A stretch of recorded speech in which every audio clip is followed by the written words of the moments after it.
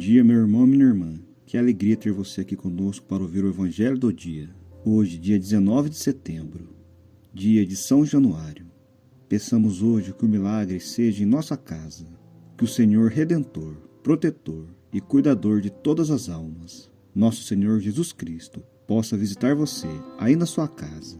Jesus Cristo, tenha misericórdia de nós e nos dê um dia abençoado. Se você recebe, deixe aí nos comentários: eu recebo ou amém. Vamos ao Evangelho. O Senhor esteja convosco, Ele está no meio de nós. Proclamação do Evangelho de Jesus Cristo segundo Lucas. Glória a vós, Senhor. Naquele tempo, Jesus andava por cidades e povoados, pregando e anunciando a boa nova do reino de Deus. Os 12 iam com ele, e também algumas mulheres que haviam sido curadas de maus espíritos e doenças.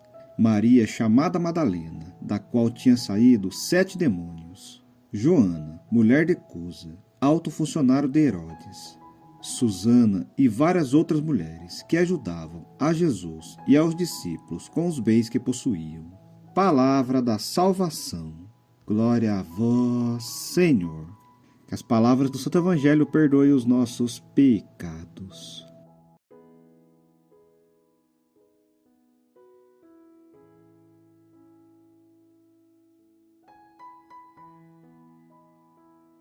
Assim como Jesus chamou a Pedro e aos outros discípulos que o seguiam, Jesus tinha um grupo de discípulas formado de mulheres, que o seguia por 2 motivos.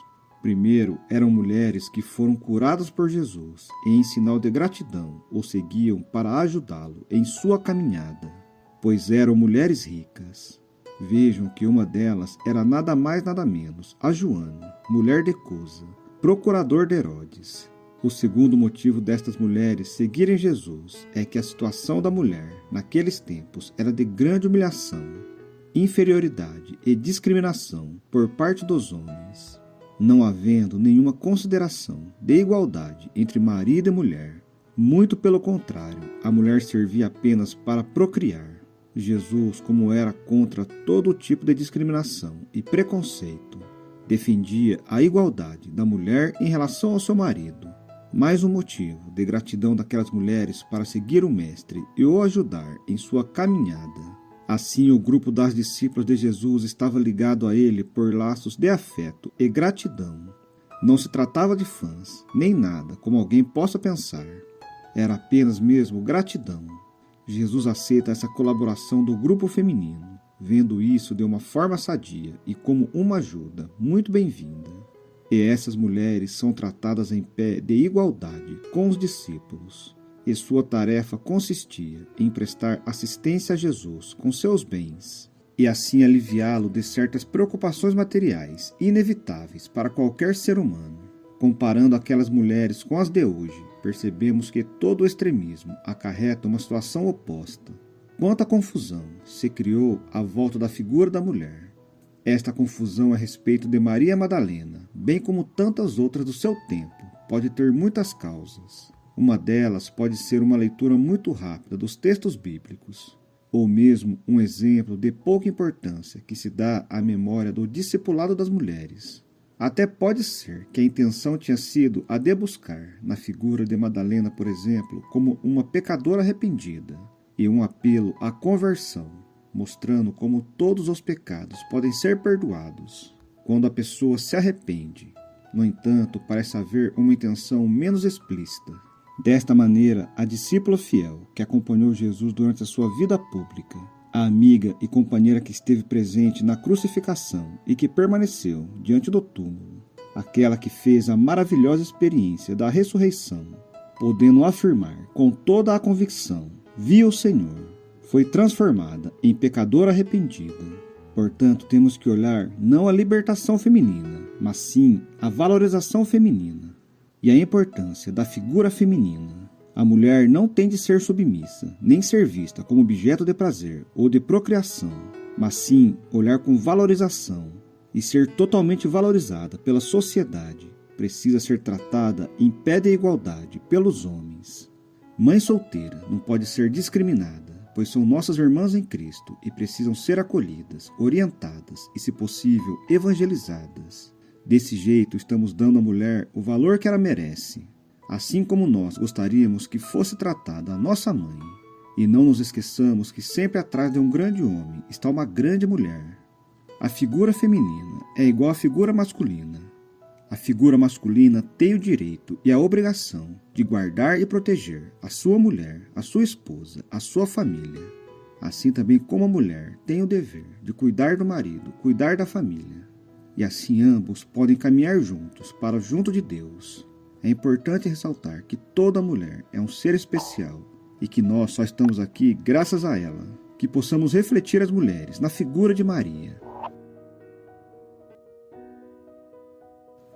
Primeira leitura. Leitura da primeira carta de São Paulo a Timóteo. Caríssimo, ensina e recomenda estas coisas. Quem ensina doutrinas estranhas e discorda das palavras salutares de nosso Senhor Jesus Cristo e da doutrina conforme a piedade, é um obcecado pelo orgulho, um ignorante que morbidamente se compraz em questões e discussões de palavras. Daí é que nascem invejas, contendas, insultos, suspeitas, porfias de homens com mente corrompida e privados da verdade que fazem da piedade assunto de lucro.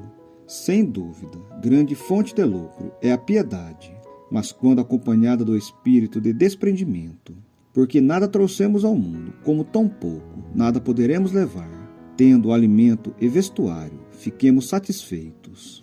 Os que desejam enriquecer caem em tentação e armadilhas, em muitos desejos, loucos e perniciosos, que afundam os homens na perdição e na ruína, porque a raiz de todos os males é a cobiça do dinheiro. Por se terem deixado levar para ela, muitos se extraviaram da fé e se atormentam a si mesmos com muitos sofrimentos.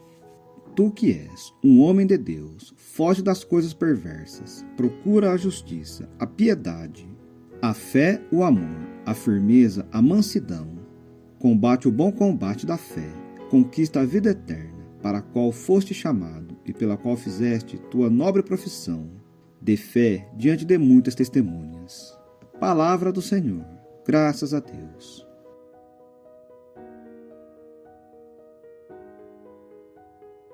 Felizes os humildes de espírito, felizes os humildes de espírito, porque deles é o reino dos céus. Felizes os humildes de espírito, porque deles é o reino dos céus. Porque temer os dias maus e infelizes, quando a malícia dos perversos me circunda? Porque temer os que confiam nas riquezas e se gloriam na abundância de seus bens?